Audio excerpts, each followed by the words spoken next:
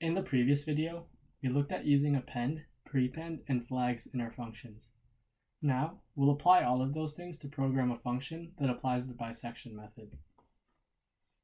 So we'll call our function bisect_fun, and we'll need to input a function f and an interval a and b,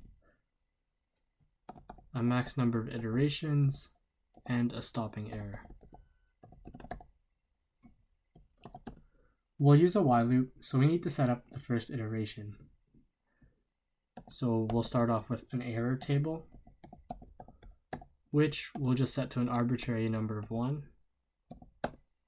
an a table, which will start with a,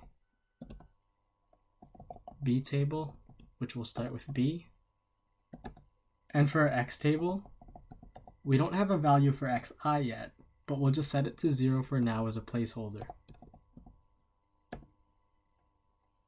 And we'll set I equal to 1. And we'll need a flag as a condition for our while loop to stop. As we discussed in the previous video, it'll be an important placeholder for our error, since we won't have an actual value for our error until the while loop has gone through one iteration. And so far, we've only made simple functions with one line of code. For more complex functions like this one, we need to put semicolons at the end of every line. And it's also a good habit to have a parentheses around the whole function. And the titles for our table will be the iteration, a, b, f of a, f of b, f of xi, and the error.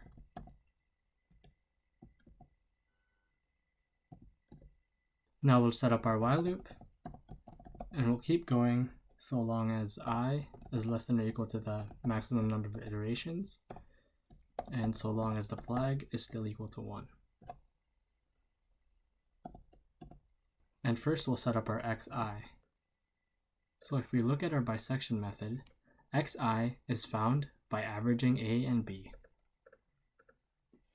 So then xi will be equal to a table of I plus b table of I, all divided by 2. And then let's look at the rest of our steps. We need to check that f of a times f of b is less than 0. If we meet the condition, then we need to check if f of xi times f of a is less than or equal to 0. If it is, then a equals a and b equals xi. Otherwise, if f of xi times f of b is less than 0, then a is equal to xi and b is equal to b. So we'll go ahead and put that all into an if statement.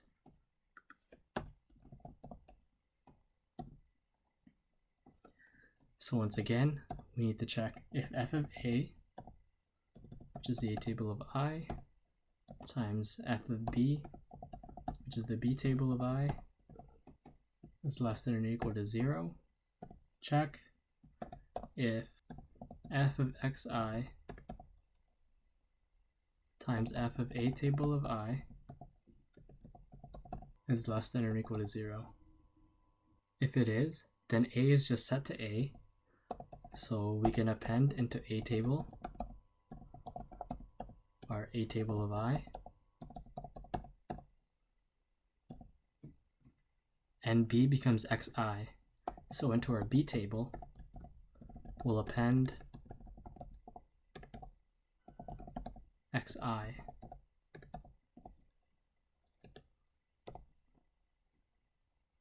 And if it isn't, then we need to check if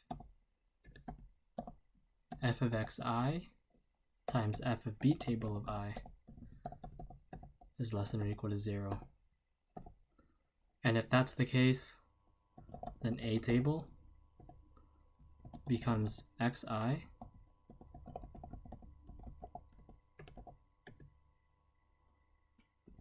and b is just set to b.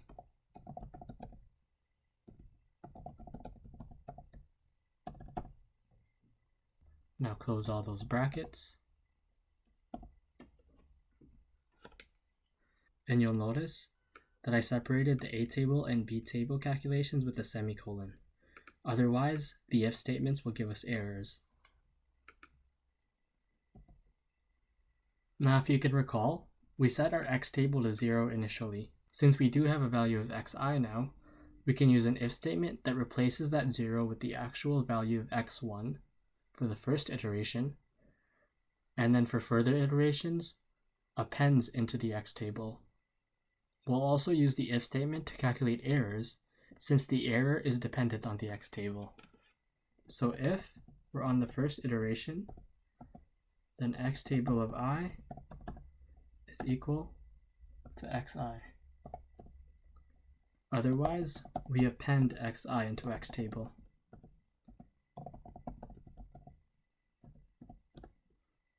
Then we'll calculate our error, which is just a relative error. So ei is equal to the x table of I minus x table of I minus 1. And we'll need to put round brackets around the numerator. And that's all divided by the x table of I. And then error table, we'll just have ei appended into it.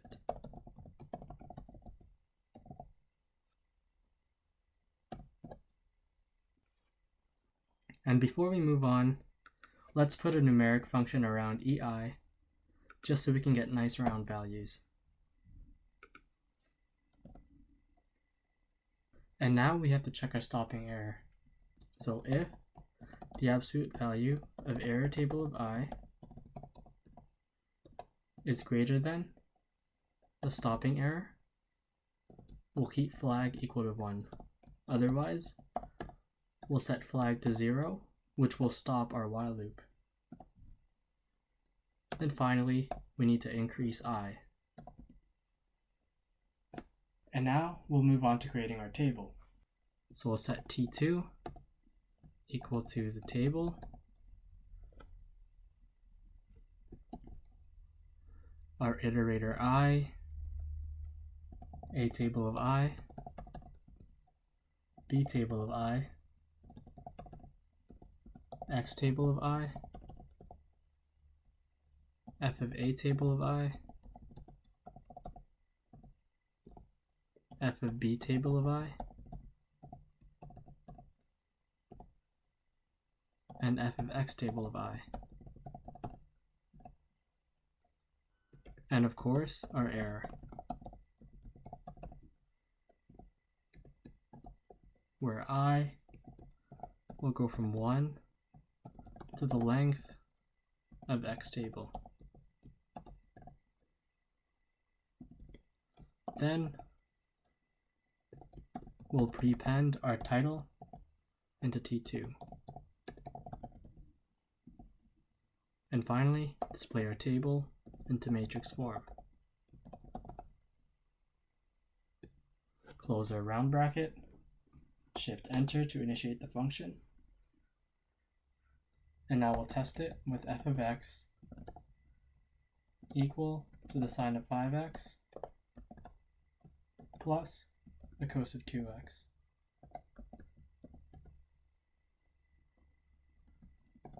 So bisect fun,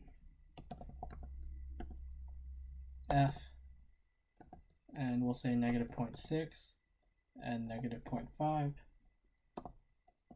with 100 iterations and a stopping error of 0.001. Now Shift Enter,